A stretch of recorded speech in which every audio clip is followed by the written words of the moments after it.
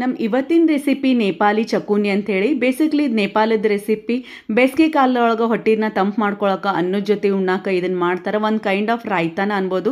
ಸುಮಾರು ಸತಿ ಈ ವಿಡಿಯೋ ನೋಡಿದ್ದೆ, ನಾನು ನೋಡಿದಾಗೆಲ್ಲ ಅನ್ಕೊತಿದ್ದೆ ಇದನ್ನು ಟ್ರೈ ಮಾಡಬೇಕು, ಇದ್ರ ಟೇಸ್ಟ್ ಹೆಂಗಿರ್ತೈತೆ ಅಂತೇಳಿ ನನ್ನ ಫಾಲೋವರ್ಸ್ಗೆ ತಿಳಿಸ್ಬೇಕಂತೇಳಿ ಇಷ್ಟು ಕಂಫರ್ಟಿಂಗ್ ಇಷ್ಟು ರಿಫ್ರೆಶಿಂಗ್ ಇರೋ ರೆಸಿಪಿನ ನಾನು ಯಾಕಪ್ಪ ಲೇಟಾಗಿ ಟ್ರೈ ಮಾಡಿದೆ ಅಂತ ಇವತ್ತು ರಿಗ್ರೆಟ್ ಆಗಾಕತೈತಿ. ಅಷ್ಟು ಮಸ್ತ್ ಆಗಿತ್ತು ಇದು ಕಾಂಬಿನೇಷನ್. ಬರ್ರಿ ಫ್ರೆಂಡ್ಸ್, ಹೆಂಗೆ ಮಾಡೋದಂತ ನೋಡ್ಕೊಂಬರೋಣ. ನಮಸ್ಕಾರ, ಬನಶ್ರೀ ರೆಸಿಪಿಗೆ ಸ್ವಾಗತ.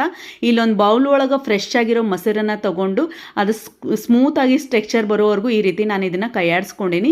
ಈಗ ಇದಕ್ಕೆ ನಾನು ಬೇಯಿಸಿ ಸಿಪ್ಪೆ ತೆಗೆದು ಕಟ್ ಮಾಡಿರೋಂಥ ಆಲೂಗಡ್ಡೆ ಪೀಸನ್ನು ಹಾಕೊಂಡೀನಿ. ಉಳ್ಳಾಗಡ್ಡಿನ ತಿಳುವಾಗಿ ಕಟ್ ಮಾಡಿ ಹಾಕೊಂಡೀನಿ. ಹಸಿಮೆಣ್ಸಿನ್ಕಾಯಿನ ಗಾಲಿ ಕಟ್ ಮಾಡಿ ಹಾಕೊಂಡು ಕೊತ್ತಂಬರಿನ ಸಣ್ಣಗೆ ಕಟ್ ಮಾಡಿ ಹಾಕೊಂಡಿದ್ದೆ.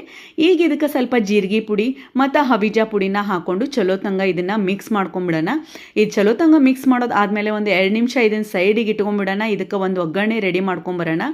ಒಗ್ಗರಣೆ ಮಾಡೋಕೆ ನಾನು ಅಲ್ಲಿ ಎಣ್ಣೆ ಬಿಸಿ ಮಾಡೋಕೆ ಇಟ್ಟೇನಿ. ಒಂದು ಪ್ಯಾನ್ ಇಟ್ಟಿದ್ದೆ, ಅದಕ್ಕೆ ಎಣ್ಣೆ ಹಾಕೇನಿ. ಎಣ್ಣೆ ಚಲೋ ತಂಗ ಬಿಸಿ ಆದಮೇಲೆ ಅದಕ್ಕೆ ಜೀರಿಗೆ ಹಾಕೇನಿ ಮತ್ತು ಕೆಂಪು ಖಾರದ ಪುಡಿನ ಹಾಕೇನಿ.